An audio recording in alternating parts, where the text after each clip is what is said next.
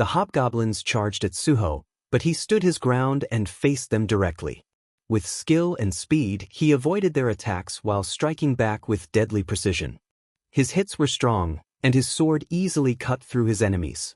The hobgoblins didn't stop attacking, but Suho stayed calm. He moved like a force of nature, focused on ending the fight quickly.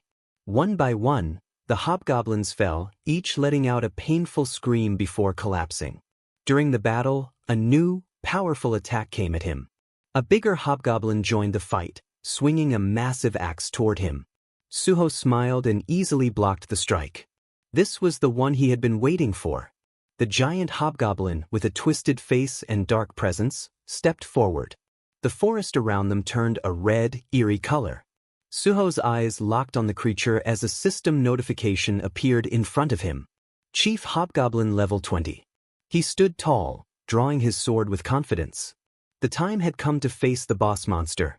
Suho stayed calm, a small smile appearing at the corner of his mouth. He was ready. This battle was just the start of his plan to change his fate. His focus was clear, to grow stronger and rewrite his story. Suho looked at the chief hobgoblin, feeling the tension in the air, as if the whole place was waiting for the fight to begin. Without hesitation, he moved to face the hobgoblin chief, and the clash started immediately. Suho moved fast, matching every attack with perfect timing. The chief hobgoblin was fierce, swinging its weapons with brutal strength, but Suho remained calm, listening to its desperate roars. When a regular hobgoblin tried to sneak up behind him, Suho effortlessly dodged and countered with quick, accurate strikes. The forest echoed with the sound of clashing swords and the cries of the fallen demons. Suho thought that these hobgoblins were nothing but weaklings. He didn't want them to interrupt his real fight. As he defeated each one, he found it almost amusing. These creatures were no challenge for him. But then the atmosphere changed when the chief hobgoblin used a special skill. Suddenly, Suho felt his whole body freeze as the system announced that the chief hobgoblin had used a fear skill. The heavy feeling wrapped around him like chains, locking his muscles. Suho realized the danger. The higher the enemy's level, the stronger the fear effect became. It was a skill designed to paralyze him, to stop him completely. Suho gritted his teeth, realizing he had nothing in his inventory to counteract such mental attacks. No skills. No items. But Suho refused to be weak. Even without any special abilities, he knew how to overcome it. His eyes grew steely as he made a choice, gripping his sword so tightly that his hands began to bleed. The pain shocked him back into reality, and his body responded as he forced himself to move. The system announced that he had broken free from the fear, and Suho felt his determination return. He quickly dodged a narrow attack from the chief hobgoblin and struck back with a fast counter. The creature seemed stunned by his strength, but Suho didn't hesitate. He swiftly finished off the remaining smaller hobgoblins, one by one. The system confirmed that all the hobgoblins had been defeated. Standing in the aftermath, Suho used his healing energy. The forest briefly glowed with a warm light as the healing energy surrounded him, restoring his body. But Suho knew this was just the beginning. The real fight was still ahead. The chief hobgoblin reappeared, its dangerous aura unmistakable, its weapon reflecting the dim light. Suho stared at it, showing no fear in his calm expression. He was ready for a one-on-one fight, just the two of them. The battle was fierce, with both combatants giving it everything they had. Suho noticed the level difference was an issue. His attacks weren't causing much damage. Suho stayed focused on the chief, knowing that each hit mattered and that the small injuries he inflicted would slowly wear down the creature.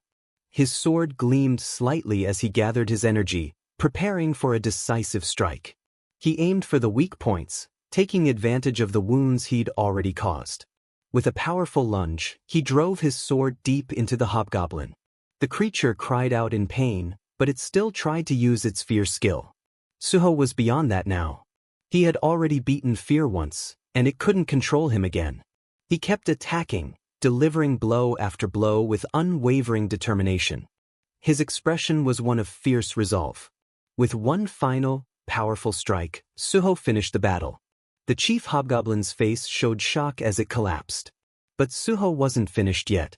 He used his healing energy to bring the monster back to life, forcing it to fight him once more. He repeated this process, fighting the creature over and over until he felt satisfied, until his skills had been perfected. The system notified him of his progress. Many of his skills had leveled up, and his strength had increased. Suho looked at his hands, feeling the new power coursing through him. The time had come for the hobgoblin's role to end. With a grim smile, Suho struck the final blow, decapitating the creature. The system confirmed his victory. The chief hobgoblin was dead, the gate had been conquered, and Suho was named the MVP. He felt a surge of energy as he leveled up, all his stats improved, and he received bonus points. Multiple screens appeared before him, announcing new skills and abilities. His healing light had been upgraded, and a new skill, Cure, had been added. Suho allowed himself a small smile. Now, he no longer needed to fear status ailments. Eventually, he'd become strong enough to cure even the deadliest poisons. He looked at the glowing mana stone from the fallen boss, feeling satisfied. He had taken everything he needed from this place. It was time to move on.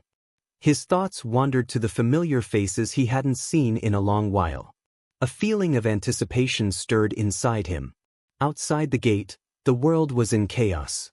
People gathered below, their faces a mix of fear and awe as the gate trembled. Whispers of uncertainty spread through the crowd as a bright light appeared, and a figure began to step out. All eyes were on the gate, wondering who or what was emerging. Suho walked out of the gate with confidence, his presence exuding a strong and mysterious energy. The people around him murmured in amazement. They wondered if he had really conquered the gate alone. The crowd was filled with disbelief, and the question of whether he had truly been by himself echoed throughout. Many scouts hurriedly approached Suho, trying to get his attention. They introduced themselves as members of the Immortal Guild, another from the Warang Guild, all eager to recruit him. But Suho ignored them, jumping down and landing smoothly before the crowd. He moved forward with purpose, heading toward a man in a suit, extending his hand confidently. The man looked confused by the sudden interaction.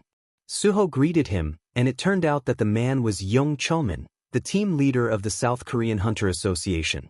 Another man in a suit, standing beside Chulman, asked if he knew Suho, but Chulman admitted that he had no idea who this person was.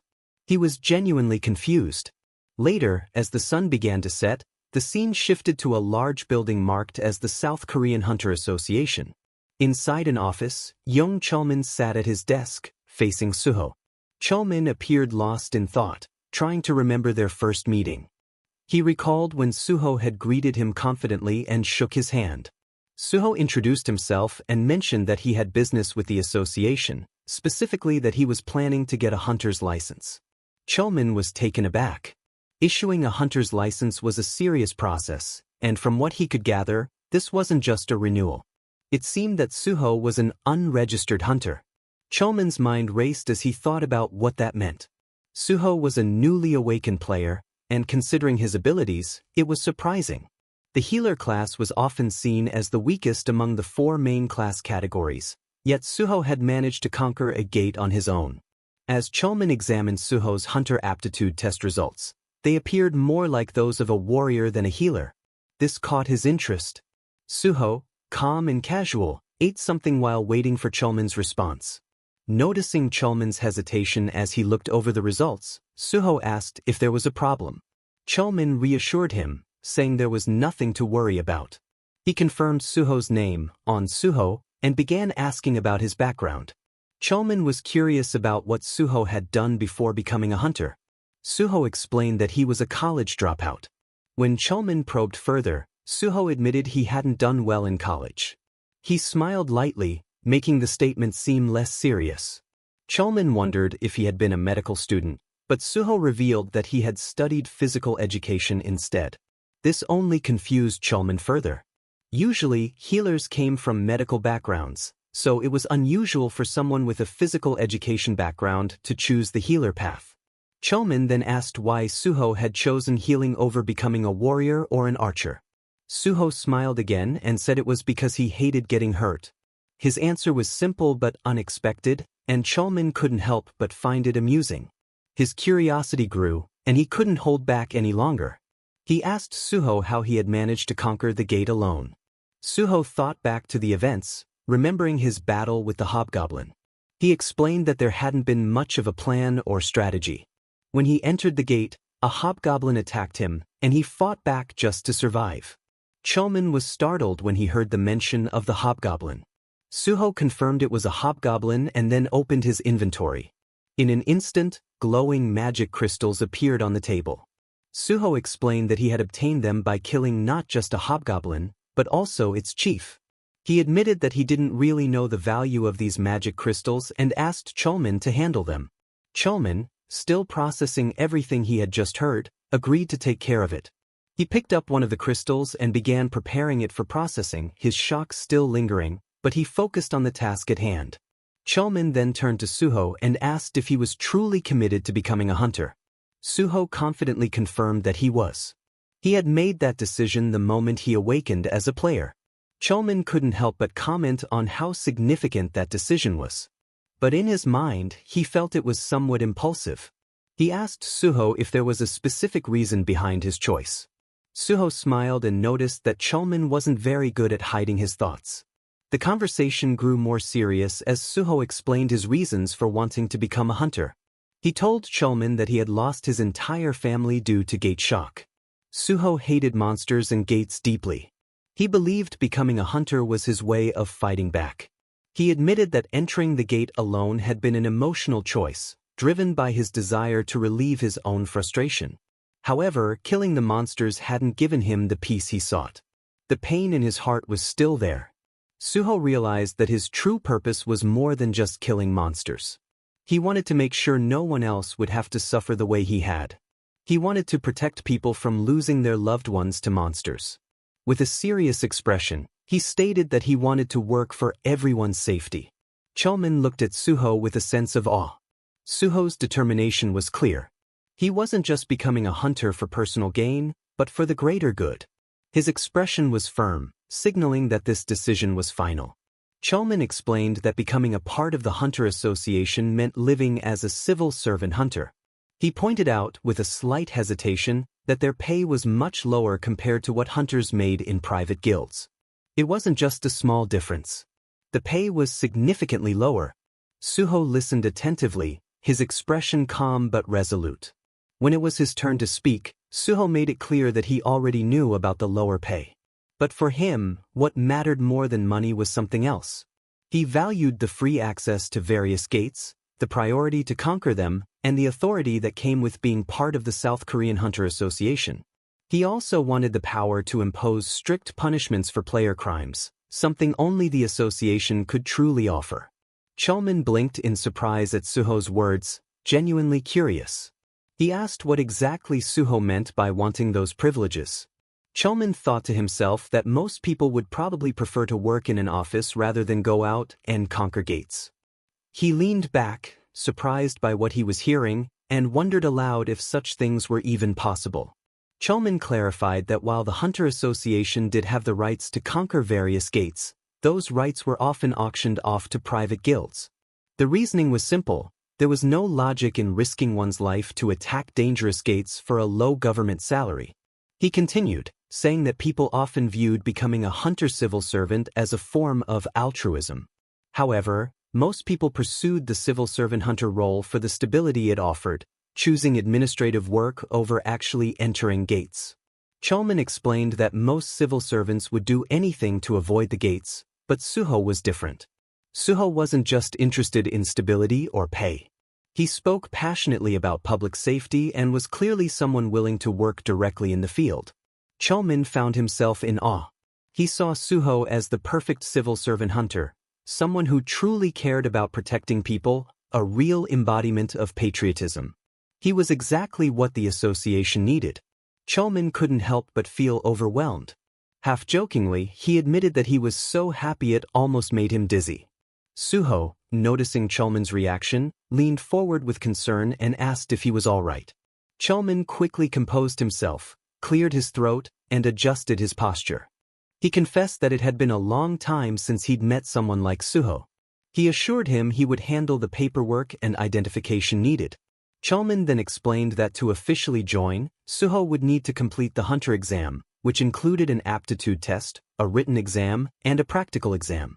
However, there was a catch. ᴄᴏᴘ's expression shifted slightly as he explained that registration for the current year's exam had already closed, and the exam day was actually tomorrow. Suho's eyes widened in shock. But before Suho could fully worry, ᴄᴏᴘ remained calm and smiled confidently. He reassured Suho that if he was interested, he could still register him as an exception. Suho's face lit up with excitement, and he quickly asked if that was really possible. ᴄᴏᴘ nodded, explaining that it was allowed within the existing rules. Since Suho had conquered a gate alone, they could report it to the higher-ups and get approval for his late registration. ᴄᴏᴘ then became more serious. He admitted that he recommended Suho because of his clear talent, but he also pointed out the challenge ahead. He explained that preparing for both the written and practical exams in just one day would be tough. While ᴄᴏᴘ wasn't concerned about Suho's physical performance, given his impressive skills, he did have doubts about the written part. Suho clenched his fist, showing his determination. ᴄᴏᴘ, still concerned, repeated his worry about the written exam, but Suho leaned forward, his voice strong and confident. He asked ᴄᴏᴘ to go ahead and register him, assuring him that he was ready for the challenge. ᴄᴏᴘ blinked in surprise but nodded, impressed by Suho's resolve. Suho continued, saying that it was a good idea to take the exam at least once for the experience, especially with the chance he had now. He added that it was just a test, and even if he failed, he could always take it again next time. ᴄᴏᴘ couldn't help but admire Suho's bravery. With a slight smirk, he shook his head and remarked on what a brave man Suho was. ᴄᴏᴘ then informed Suho that he could check his aptitude test result today. Suho thanked him for the information but hesitated for a moment before admitting that he didn't have the money for the registration fees. Suho asked if ᴄᴏᴘ could handle the magic crystal transaction right away. ᴄᴏᴘ nodded quickly, adjusting his tie, and promised to take care of it while also checking Suho's aptitude test. As ᴄᴏᴘ left to complete the necessary steps, the atmosphere softened, and Suho found himself reflecting inwardly. His face grew thoughtful as he looked at ᴄᴏᴘ's retreating back. Suho realized that even now, ᴄᴏᴘ was the only person he could truly trust. A grateful smile spread across his face, and he silently thanked ᴄᴏᴘ. A while later, the two sat together, sharing a meal. ᴄᴏᴘ announced that all the aptitude tests were finished, and the money from the magic crystal had been deposited. Suho, still in awe, couldn't believe the amount when he saw it, around 3 million won. He took a sip from his drink and playfully remarked on it. ᴄᴏᴘ, a bit embarrassed, admitted that as a civil servant hunter, he received certain tax exemption benefits for magic crystals. Suho's eyes widened, impressed, and eagerly asked if it was really duty-free. Then, with a hopeful expression, he asked if he could ask one more favor. ᴄᴏᴘ, curious, asked what it was. Suho explained that he had heard the association had a library containing workbooks and reference materials for the upcoming test. Even though it was late and the test was tomorrow, Suho felt the need to cram as much as possible. He hesitated for a moment, then asked if it would be all right for him to study in the library. ᴄᴏᴘ's face lit up and he grinned enthusiastically, raising both of their drinks in excitement. He eagerly told Suho that, of course, he could use the library. Suho's face brightened in response, and he thanked ᴄᴏᴘ once again. The next scene unfolded in a brightly lit library, where ᴄᴏᴘ proudly gestured at the vast collection of books. He informed Suho that he didn't need an employee card when he left, so Suho was free to study there as long as he needed. With a cheerful wave, ᴄᴏᴘ wished him the best of luck on his test tomorrow and walked away, leaving Suho in quiet contemplation among the towering shelves. As ᴄᴏᴘ walked off, Suho watched him, his gaze softening with a mixture of admiration and guilt. He muttered to himself that brother ᴄᴏᴘ was still the same, kind and trustworthy, always there for him. Suho thought that ᴄᴏᴘ didn't know yet, but one day, he would become the president of the association. Suho sighed, admitting it had been hard pretending not to know anything. It felt like he'd been teasing ᴄᴏᴘ, but he also knew that acting like he already knew everything would only raise suspicions. He rose from his seat, his expression hardening with determination, as he walked deeper into the library. The sunset cast a warm, golden glow through the library windows, illuminating the rows of tall shelves. Suho whispered to himself that it was time to find what he was looking for. As Suho moved through the labyrinthine aisles of the library, scanning the spines of countless books, his mind wandered back to the major events that would unfold in the future.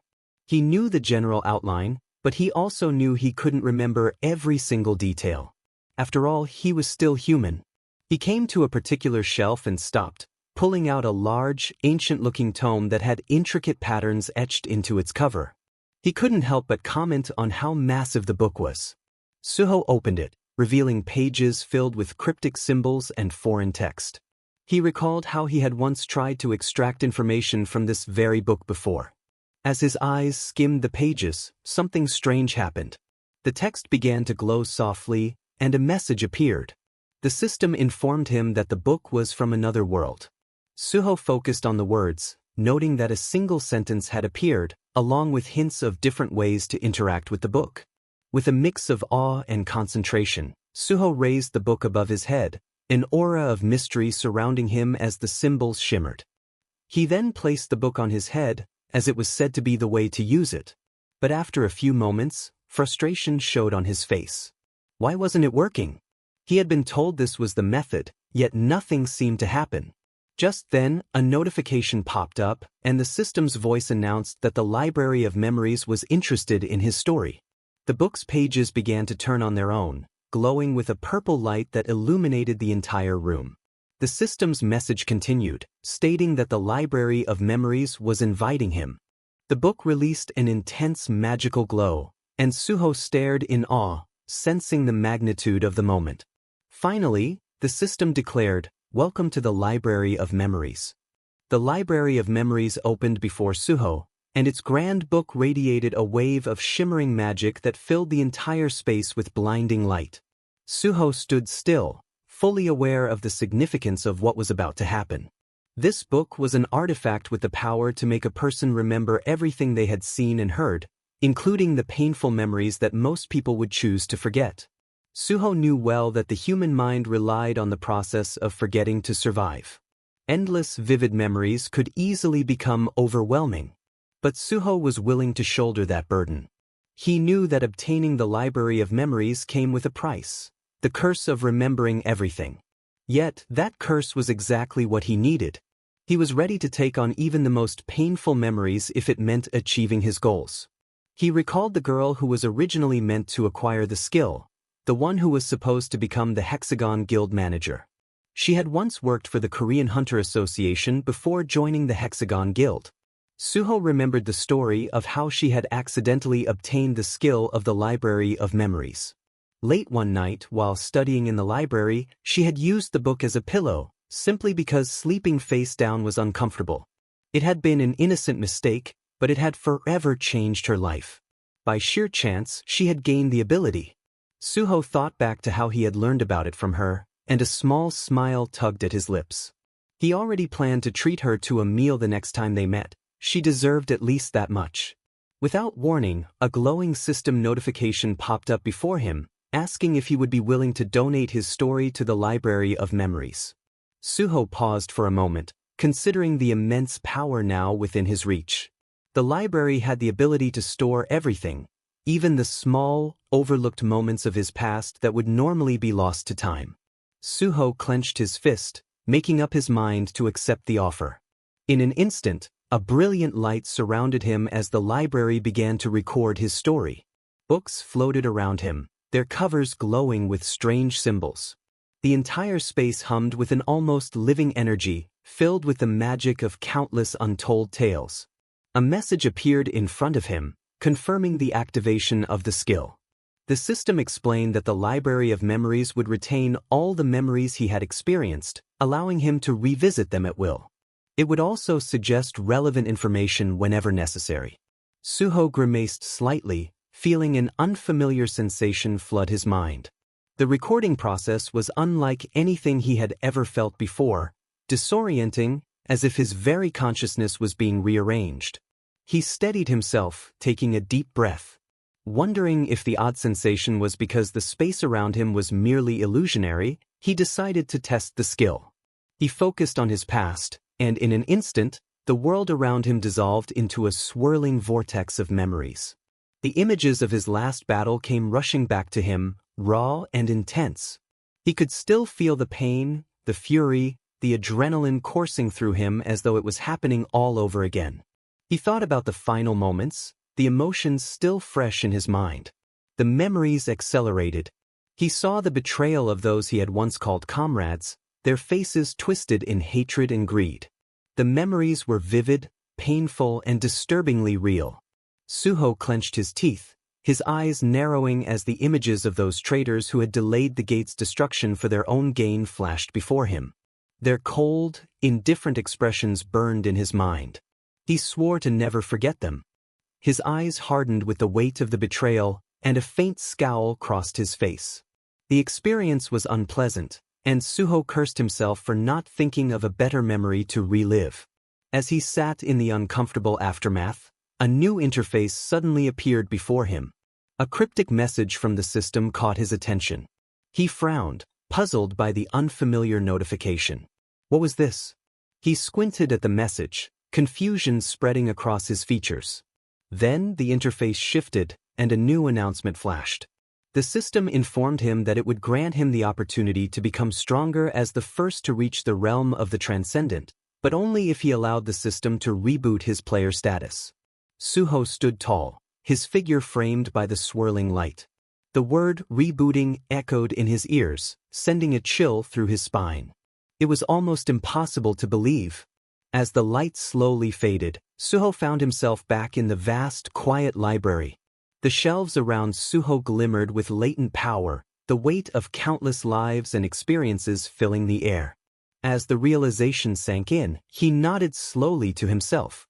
The system had sent him back to the past.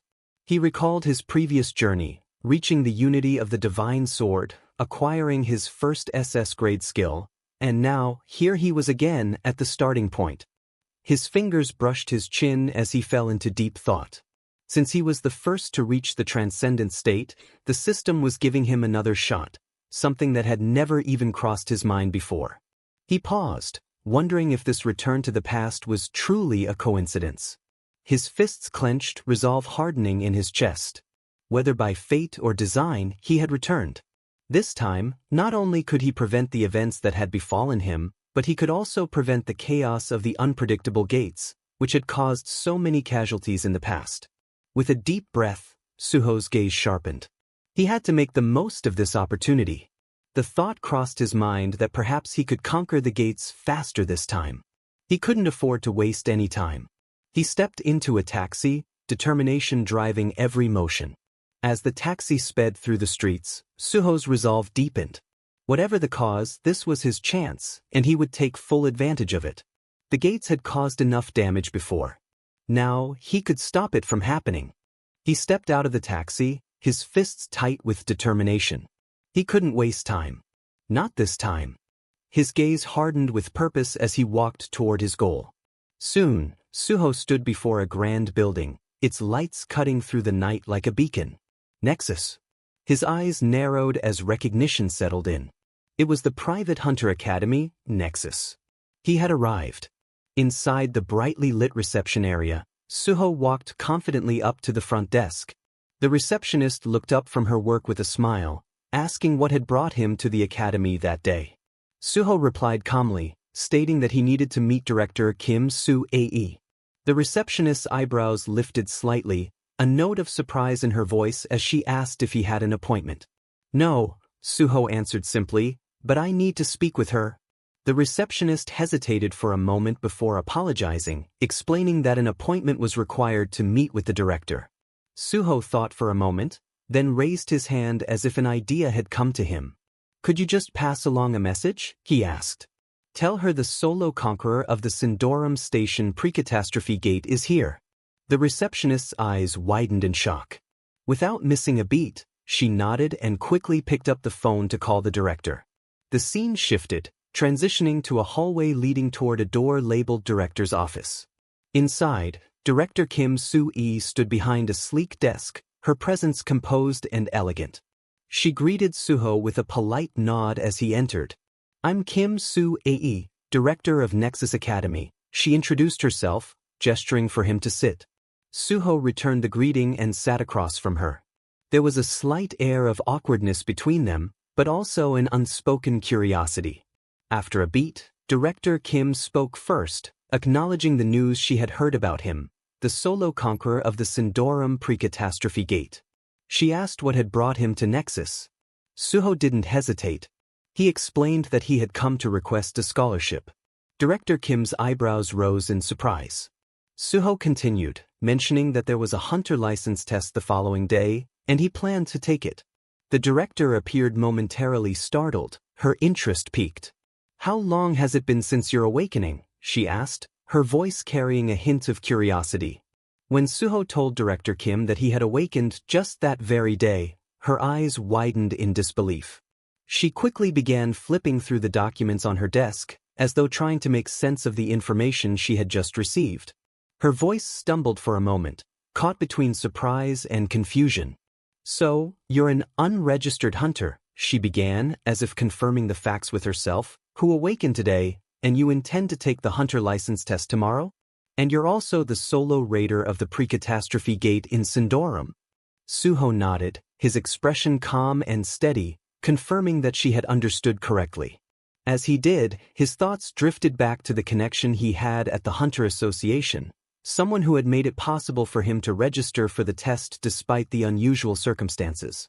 Director Kim leaned back in her chair, her gaze sharpening as she observed Suho more closely. There was a weight in the air, an intensity that she didn't often feel with candidates. Suho, without hesitation, made his request clear. He planned to aim for the top position in the test and, if successful, he asked for her to grant him a Nexus scholarship. Suho's confidence didn't falter, and as he spoke, his resolve was palpable. Director Kim's eyes narrowed as she considered the proposal, her thoughts weighing his words carefully. After a beat, she responded with a mix of challenge and intrigue in her voice, her tone implying that if he succeeded, the scholarship would indeed be well earned. The two locked eyes, the room falling into a tense silence. Both Suho and Director Kim seemed to be sizing each other up, each unwilling to back down from the silent challenge that hung in the air. There was a mutual understanding between them, a shared conviction that would shape the path forward. The moment was charged, and Suho knew that this was just the beginning of the journey he had set in motion.